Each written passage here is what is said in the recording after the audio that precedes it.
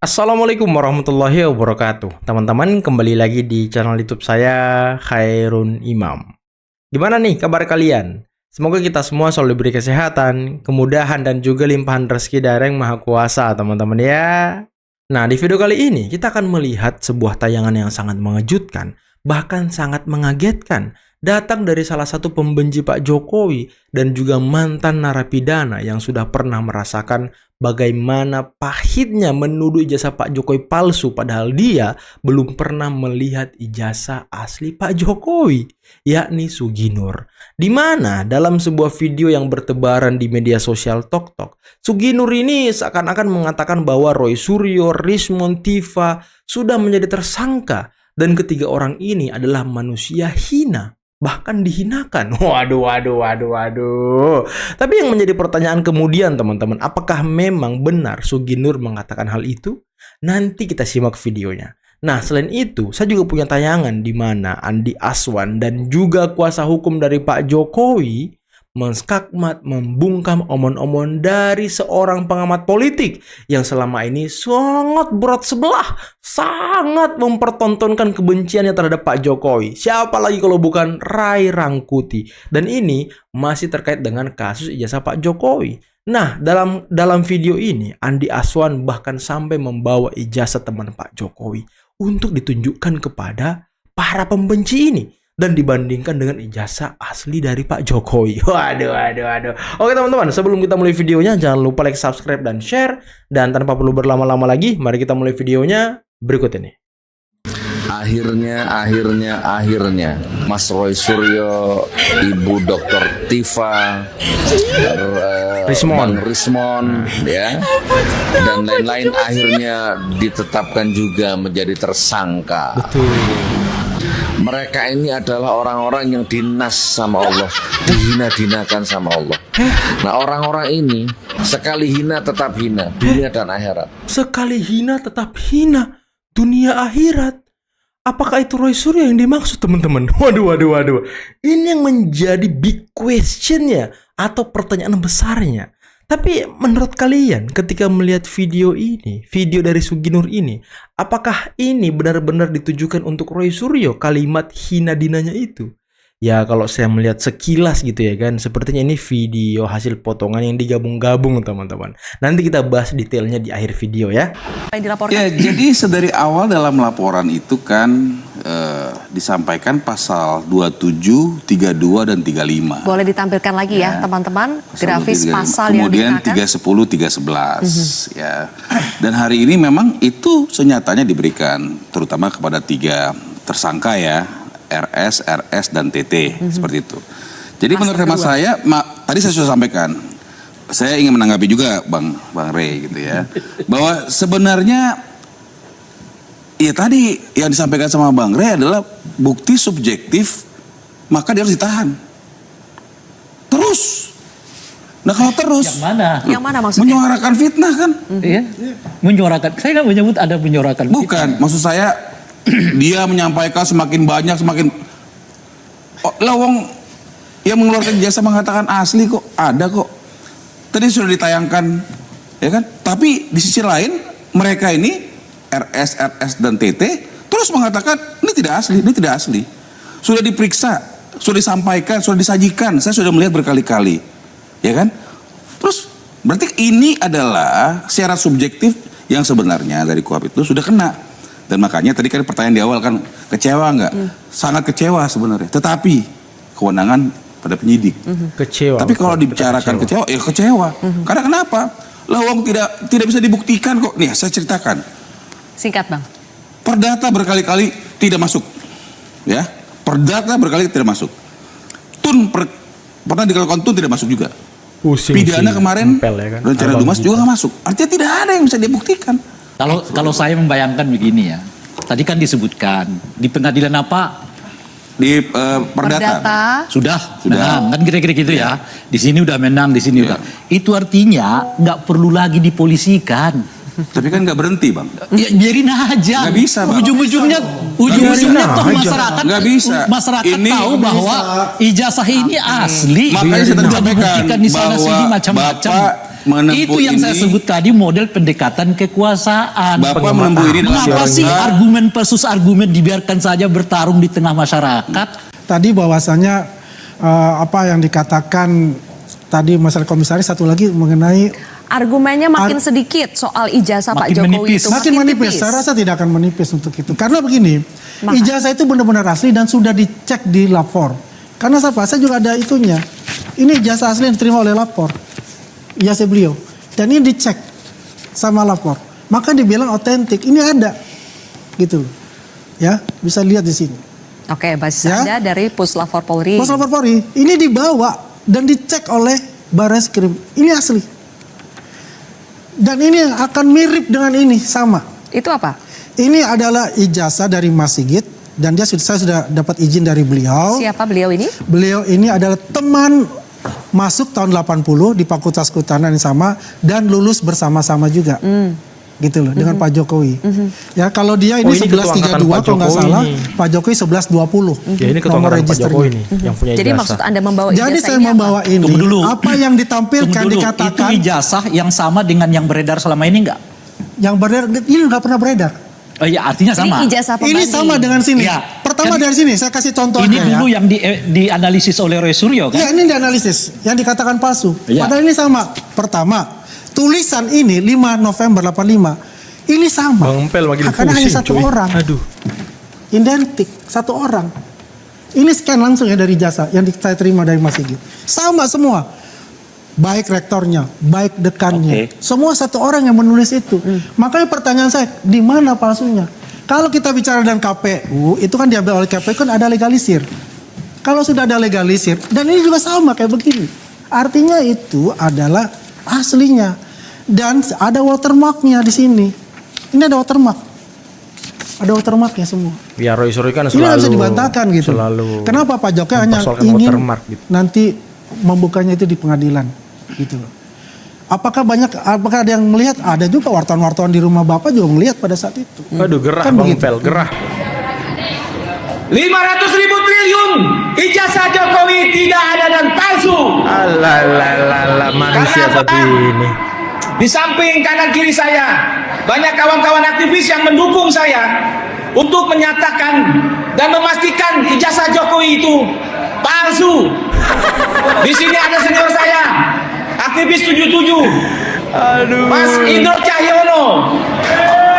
Aduh, hanya karena banyak dukungan dia berani mengatakan bahwa ijazah Pak Jokowi palsu. Emang konyol orang-orang gini loh, konyol.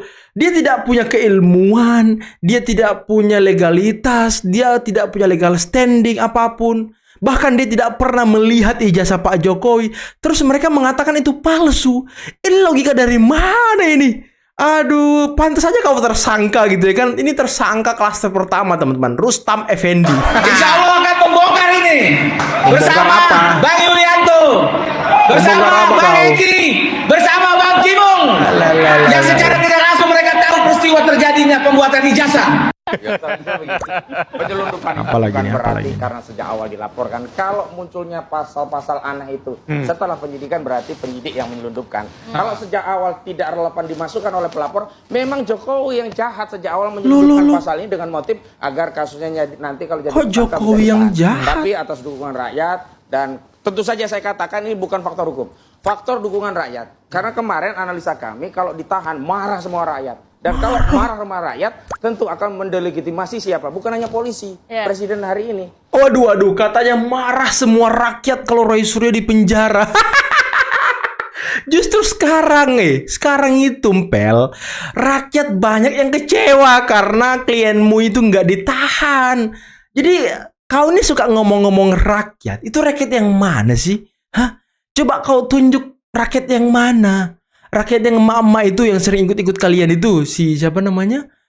Aduh lupa lagi saya siapa namanya teman-teman, dengan mic bulu itu, yang orang-orang tua itu. Hah, rakyat yang itu. Udahlah, jangan selalu membawa-bawa rakyat. Kalau yang ikut kalian itu cuma segelintir orang, nggak sampai 50 orang. Aduh, Bang Pel segitunya Anda ya bawa-bawa rakyat. Maka Aduh. dugaan saya juga ada intervensi kekuasaan yang minta janganlah jangan ribut, jangan ditahan. Kalau mau berantem, berantem, tapi jangan ditahan, kira-kira begitu. Dan bagi kami fine, karena kami pun ingin sampai pada proses pengadilan yang sejak awal kami menghimbau kepada Saudara Joko Widodo, Pak Rismon ya, itu jangan mencabut. Karena kami juga khawatir dulu targetnya hanya agar bisa berdamai, karena nggak bisa terus dicabut karena takut masuk pokok perkara. Nah, kalau dicabut kan kami kehilangan objek, nggak jadi kita kemudian menguji ijazah itu. Nah, itu yang kami harapkan adalah sampai ke pokok perkaranya. Yang kedua, ini kan soal baru saja kita di tingkat penyidikan. Nggak ditahan kok kayaknya aneh gitu loh. Biasa saja. Yang kedua, jangankan penyidikan, sudah inkrah pun tadi kita ngobrol. Sylvester Matutina sampai hari ini nggak ditahan. Itu gitu loh. lagi di bawah-bawah ya kan. Nggak ada bahan kali orang ini ya. Udah habis bahannya. Nggak ditahan juga gitu loh. Masa Bahan mau kau udah memaksakan habis ya, orang Bang yang baru Pel? di tingkat penyidikan baru beberapa bulan saja ditahan. Sementara Firly udah bertahun-tahun nggak ditahan. Padahal itu kasus korupsi begitu. Jadi yang paling penting adalah hari ini justru saya memikirkan nasib masyarakat kita, rakyat kita. Memikirkan Ini nasib harus sampai ke masyarakat. pengadilan, yang pertama. Ya. Yang kedua, ini juga pengadilannya nanti harus membuka itu kepada publik seluas-luasnya. Transparan. Artinya, ya nggak boleh nanti media nggak boleh nge-live dan sebagainya. Karena Boleh dong, ada nanti kita juga live semuanya. batasi itu juga. Walaupun ini kan sidang harus ya terbuka untuk umum begitu. Iya. Nah, yang ketiga saya kira ini kesempatan pihak-pihak dari Saudara Joko Widodo untuk membuktikan ijazahnya asli. Kalau kami kan membuktikan ijazahnya palsu. Ya sudahlah, di situ kita beradu gitu loh. Rakyat juga akan menjadi hakim. Menyaksikan. Hari ini kan kenapa ya otoritas-otoritas yang ada itu tidak terlalu bisa subjektif ya mengambil keputusan sendiri karena sudah ada rakyat ikut menjadi hakim. Rakyat Dia lagi yang kalau di bawah-bawah ya kan. mengambil kebijakan yang tidak sependapat sejalan dengan rakyat, dia takut dimaki. Baik. Nah, itu yang kami bersyukur karena rakyat membersamai kasus kami. Oke. Jadi kami merasa ini bukan kasus kami, tapi kasus seluruh rakyat ini. Kasus seluruh rakyat. Lagi-lagi yang dibawa rakyat. Aduh. Tadi katanya kita nanti akan sampai pengadilan. Jangan sampai Jokowi cabut laporan. Kita akan fight di pengadilan. Kita akan membuktikan di pengadilan. Tapi teman-teman, di sisi lain klien-klien si Empel kayak Roy Suryo, si Tifa itu malah menyinggung-nyinggung Pak Prabowo. Mereka berharap abolisi lah, mereka nanti berharap pembebasan lah. Jadi orang ini kok nggak kompak. Kuasa hukumnya minta sampai pengadilan, klien-kliennya minta kasus ini ditutup dan mereka tidak dijadikan tersangka biar mereka bisa bebas meneliti. Ini kan konyol, nggak kompak orang-orang ini loh. Coba ini konsolidasi dulu lah sebelum tampil di TV, malu-maluin. Yang satu ngomong A, yang satu ngomong B, emang nggak jelas. Aduh. Tipa, Roy Suryo, Rismon, yang biasa aku singkat teroris. Saat ini kalian belum ditahan. Masih dikasih kesempatan untuk ngumpul dengan keluarga, untuk merenung, untuk bersenang-senang, makan-makan dengan keluarga dulu. Betul. Saya pesen, saya pesen, jangan kabur ye, jangan kabur. Masyarakat udah tahu kok. Alasan kalian nanti aku dikriminalisasi. Aku dikriminalisasi, itu kan senjata kalian. Betul. Udah paham, kalau itu udah paham. Udah, sekarang kasih kesempatan kalian pulang dulu. Senang-senang dengan keluarga. Pasti nanti ditangkap, itu keyakinanku. Pasti ditangkap, pasti dijebloskan ke penjara. Pesan saya itu tadi, jangan bikin susah. Jangan kabur ye. Jangan kabur ye.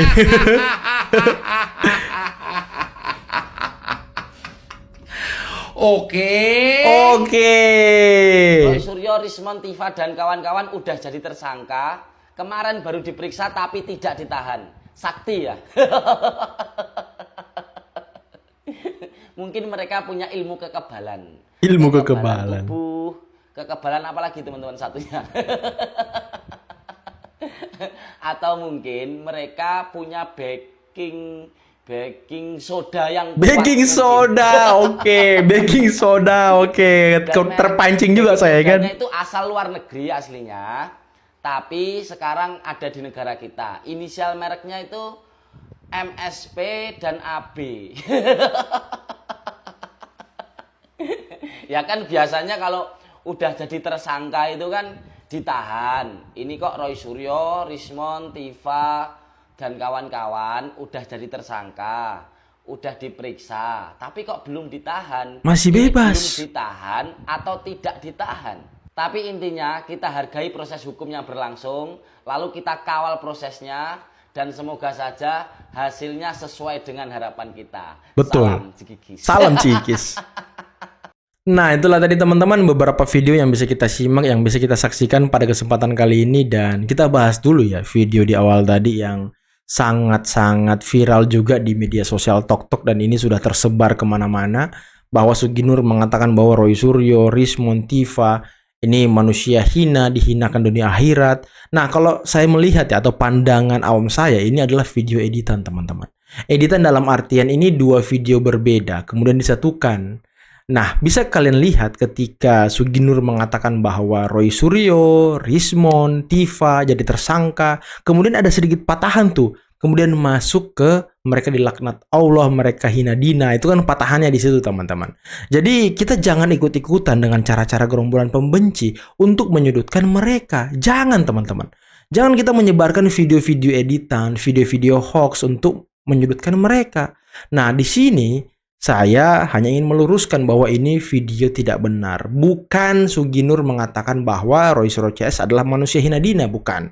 Nanti mungkin kalian bisa melihat video aslinya di akun TikTok dari Suginur. Di situ ada lengkapnya teman-teman. Kita bisa simak konteksnya seperti apa. Yang jelas video Suginur ini hasil editan netizen ya. Itulah kreativitas dan saya pikir tidak boleh diulang teman-teman ya. Dan tadi bagaimana Ray Rangkuti salah satu pengamat yang mengatakan bahwa katanya biarkan saja Roy Suryo adu argumentasi di luar. Aduh, kalau argumentasi di luar debat kusir dong. Ini nanti isu-isu pemerintah, isu-isu positif mengenai pemerintahan Prabowo Gibran tidak terangkat, selalu tertutupi dengan isu-isu ijazah, isu-isu Roy Suryo. Jadi kinerja positif pemerintah itu tidak ter-highlight gitu. Masa kita mau setiap hari mengurusi soal ijazah, mengurusi soal narasi-narasi sesat dari Roy Suryo?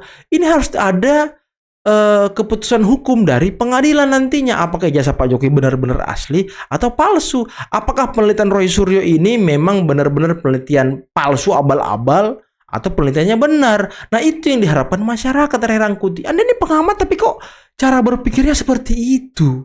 Konyol. Untung tadi ya kuasa hukum Pak Jokowi sangat menjelaskan dengan luar biasa teman-teman ya, membungkam omon-omon Ray Rangkuti. Dan juga, waduh, tadi Bang Empel terlihat agak-agak panik gitu ketika Bung Andi Aswan mengeluarkan hasil scan ijazah dari ketua angkatan Pak Jokowi yang langsung dibandingkan dengan fotokopi yang ditampilkan oleh Bareskrim ketika gelar perkara khusus. Dan ini luar biasa. Bisa kita lihat tadi dan dengarkan secara seksama bagaimana Bung Andi Aswan menjelaskan kesamaan-kesamaan ijazah Pak Jokowi dengan ijazah dari ketua angkatannya. Dan tadi bagaimana Bang Empel juga selalu membawa-bawa nama rakyat, bagaimana dia mengatakan bahwa ya Pak Jokowi jangan cabut laporan, nanti kita tarung di pengadilan. Tapi di sisi lain anggota-anggotanya minta pembebasan, minta tidak dikriminalisasi, minta tidak jadikan tersangka, minta mereka mau bebas meneliti hak-hak publik, dokumen publik. Ini orang udah nggak kompak teman-teman. Dan bagaimana Rustam Effendi mengatakan hal yang konyol. Ya dia semakin berani seperti itu karena alasannya sih katanya sudah jadi tersangka. Jadi bebas-bebas aja dalam bersuara. Ya nanti kali aja apa yang dia suarakan sekarang, video-video yang beredar ya bisa menjadi bukti tambahan bagi polisi ya kan. Jadi nanti di pengadilan makin mencret-mencret dia. Aduh, udahlah teman-teman, mungkin cukup sekian dulu video kali ini. Jangan lupa like, subscribe, dan share videonya. Akhir kata, billahi taufiq wal hidayah. Assalamualaikum warahmatullahi wabarakatuh. Bye-bye.